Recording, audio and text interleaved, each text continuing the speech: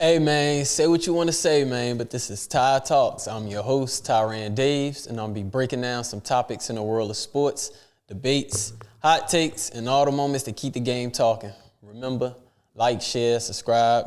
The Ty Talks Podcast 1. All right, guys, opening night. NBA is back, bro. This is the best time of the year, the best sport to me. I feel like this is better than football. Everything else, basketball, I love basketball, and this is what I'm more hyped about during the year. So, yeah, I'm going to go ahead and jump right into this season preview.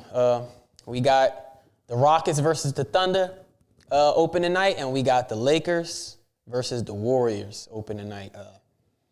No LeBron James till mid-November, so that's going to be expected for the Lakers, not to have LeBron James. They got new players like DeAndre Ayton. Yeah, man, so Marcus Smart also. So I'm going to start off with this Lakers versus Warriors matchup. Last year, the Warriors lost in the second round to the Timberwolves. After acquiring Jimmy Butler,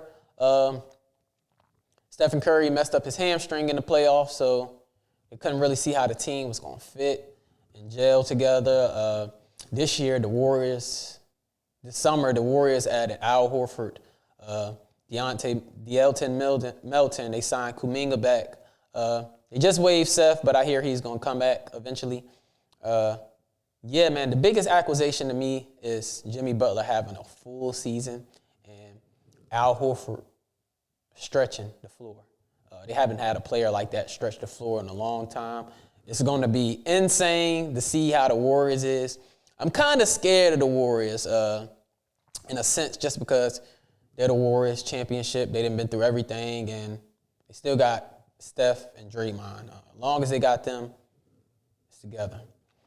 Now, look, I want to talk about the Lakers, man. The Lakers side, basically, they're without LeBron, sciatic. He's 41 in a couple months. It's expected that he's not going to always be healthy, but sciatic, man. Sciatic is a nerve issue, nerve damage. It messes with you. It's irritating. You cannot play on that because it's just irritating. But, yeah, he's not expected to come back anytime soon, so we're going to have to see Luka, which I got. When I get to it, I'm going to tell you who I got for my MVP. But, yeah, Luka and Austin Reeves. Austin Reeves is somebody I expect to put up 23 this year consistently. Just put the lead on notice, show that he's better. Last year, he was definitely showing that he was growing and becoming a player that we didn't think he would be. Undrafted player coming in, you know what I'm saying, averaging 23. And look, Austin Reeves has definitely risen to the top. Because, like I told you, he was undrafted. And, yeah, I expect him to average 20 points this year. So, yeah. Let me see. Between this matchup, Lakers and Warriors, who I got between the Lakers and the Warriors? Opening night, I'm going to go with Luka. I'm going to go with the Lakers, man. I don't know. I got Luka winning MVP this year. That's who I'm calling it right now. Luka Doncic is winning the MVP this year. I just think it's overdue. Yeah, I got him winning MVP for sure. Okay, let me go ahead and jump into this Rockets versus Thunder side now. We all know the Rockets offseason was insane. Bringing KD, bringing Clint Capella, bringing Dorian Finney-Smith, trading Jalen, trading Dillon Brooks, giving Jabari an extension. They did not give Tari Eason his extension, but we'll see later on what he can do. But yeah, man, the Rockets had the best offseason. The star Alfred Şengün was overseas playing for his national team in Turkey, showing that he can shoot now, showing that he's a playmaker. The only bad thing about the Rockets is that Fred VanVleet tore his ACL, so that's huge. But one thing I'm certain about this team is that this double big lineup, because this is the lineup they're going into tomorrow against the the Thunder. Well, tonight, I'm tripping. Tonight against the Thunder, the starting lineup would be Amen Thompson, Kevin Durant, Jabari Smith, Alfred Şengün, and Steven Adams. Everybody's over 6'7". This team is going to be a problem. I think it's constructed to go against OKC. Double big lineup. And we're going to see. Now, look, on the Thunder side of the things, they're the champions. They're coming back with momentum. They're coming back hungry. They want to repeat. Shea wants to keep being one of the best players in the league. Chet going to get better. J-Dub's going to get better. So I just expect this team to just still be the Thunder. But yeah, I'm going to go ahead and make my prediction between these two. I'm going with the Rockets on opening night. KD's there to watch the Thunder get their ring. I feel like he's going to adapt to that environment and just go off and, yeah, just beat the Thunder on opening night. That's what I got, and that's my prediction for the Warriors versus the Lakers. I got the Lakers. And then for the Thunder and the Rockets, I got the Rockets. So next, man, I want to go ahead and talk about my awards, my early award predictions. For MVP, I told y'all earlier I'm going with Luka Doncic. Luka Doncic, like I told you, is overdue. I feel like he's going to average close to a triple-double this year. And if he do anything like that and the team at least be top 3 seed, I think he can win it. All right, now for Defensive Player of the Year, we're going to already know this. It's obvious, easy answer. It's going to be Wemby. Wemby's going to average like 4 blocks this year, destroying, best defender. I say he win that award at least 4 or 5 times. Yeah. Sixth Man of the Year, I'm going Tari Eason. Tari Eason didn't get his extension at the rookie deadline, as you can see. Everybody that got a bag, got a bag. But Tari Eason did not get his bag. And I'm going to go over the list in a few minutes, but he was not on it. He didn't get it. I feel like he got something to prove this year. He said he's a top 100 player. So come on, come off the bench. Give us 18 to 20 points off the bench. Win Sixth Man of the Year. Next, Clutch Player of the Year. Clutch Player of the Year. I'm going to have to pick somebody.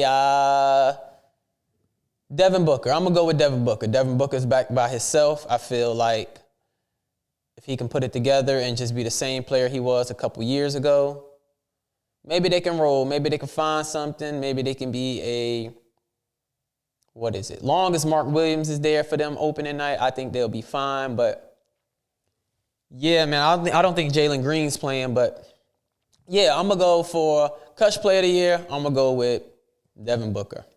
All right. Rookie of the Year. Rookie of the Year is kind of hard for me, but I know politics and I know how it is. So for me, Rookie of the Year would definitely be Cooper Flagg, but I could see Ace Bailey definitely having his hand into this conversation because he is going to have the ball so much, so many touches. It might be tight like LeBron's and Melo race in 2003. Next, let's see. Conference Finals in the West. I'm going to go ahead and make early Conference Finals predictions. For my West, I'm going to go with the Thunder and the Rockets, just because both of them, I feel like those are the best team in the West. I know Denver got better. Don't want to sleep on Denver at all. I will talk about them another day, but don't want to sleep on Denver at all. They're definitely a top team in the West, top 3, top 4, somewhere. But Western Conference Finals, early predictions, I'm going to go Rockets versus Thunder. Just great matchup. Can't wait to see it on opening night. Tonight, basically, you know what I'm saying? It's about to be wonderful. And for my Eastern Conference, early Eastern Conference Finals predictions, I'm going to have to go with the Knicks and Cleveland right now. Just because those two teams were very strong last year. Very, very strong. 50 games, 60 games, both of them teams. Yeah, I'm going to have to go with the Knicks and Cleveland. As long as on the Cleveland slide, Donovan Mitchell can stay healthy. Darius Garland can stay healthy. They got Lonzo now. I can see DeAndre Hunter winning sixth man, obviously, too. And it just all depends. For me, I'm always say this, it always depends on Evan Mobley. He has to get better. He has to get better offensively. Once he do that, Cleveland will be fine. But yeah, for Cleveland, that's all they got to do. And for the Knicks, they just got to get over the hump. They got to get over the hump. Right now, Cat saying he really don't know what's going on with the offense or how he's involved. But obviously, we will see what Mike Brown do. That's their new coach now. There's no more Tom Thibodeau. They got Mike Brown now, so it's going to be different offense. Do Jalen Brunson still gets all these touches? How do they implement Mikal Bridges better? How do they implement OG better? How do they implement Cat better? So I'm just interested to see this. So early on predictions for the Eastern Conference Finals, I'm going to go with the Knicks and Cleveland. All right, couple things I want to talk about real quick before I end this. Just a couple extensions. So from Atlanta, all defensive guard Dyson Daniels has reached an agreement on a 4-year, $100 million extension. Good for him. Didn't see promise when he was in New Orleans, but once he got to Atlanta, he showed a lot of promise. Next, Christian Braun. He agreed to a bag, $125 million off his rookie contract for 5 years. So he is locked in, loaded with Denver. They can trade him if they want to eventually, but good. He got his money, a champion, and a proven player. Next, Shaedon Sharpe. Shaedon Sharpe has got his bag. He agreed to a 4-year, $90 million. He doesn't have that many scorers on his team that's going to get the rock. Anthony Simon's not there. Damian Lillard is still hurt. So I feel like this is Shaedon Sharpe time for him to start averaging at least 23, 24 points. But good for him for getting his $90 million for 4 years. He definitely deserves it. He will be a 20-point per game scorer this year for sure. Also, the Portland Trailblazers locked up all defensive forward Tamani Kamara, somebody that the Phoenix Suns drafted and traded, and he became an all-defender very quick. He was the 52 pick. But yeah, look, he's getting his bag now. 52nd pick is getting his bag. Tamani Kamara, one of the best young defenders we got in this league, and I think Portland is doing a great job at locking up their young players. Also, we know that KD reaching a two-year agreement with the Rockets. Most likely he's going to retire with them. This is lad bag. He is the highest paid NBA player of all time. Total career earnings is $598.2 million. Yeah, man, LeBron is right behind him. I think Devin Booker's right behind him and Steph. But yeah, man, KD is re-ing up with the Rockets for 2 years, so he's most likely going to retire with them. And yeah. Next, Aaron Nesmith has agreed to a 2-year, $40.4 million contract after a great run to the finals and throughout the playoffs. Aaron Nesmith was definitely cooking. So he got his bag now. Players that did not get their rookie extension, it's kind of shocking, but I'm going to go ahead into the list. Tari Eason didn't get it. We just explained that. Jaden Ivey, Jalen Duran didn't get it. Benedict Mathurin didn't get it. Jeremy Sochan didn't get his. Walker Kessler didn't get his. They all will become free agents this offseason. I'm kind of shocked on the Pistons not to even give Jalen Duran. I could see if they let Ivy walk, but because he's been hurt. But Jalen Duran, I don't know about that. But all right, guys, that's all I got. NBA preview. We ain't no more TNT. Just know it's on Peacock now. More content. Opening night. Hope y'all enjoyed. It's about to be a great NBA season. Like, share, subscribe at Ty Talks Podcast 1. Peace out.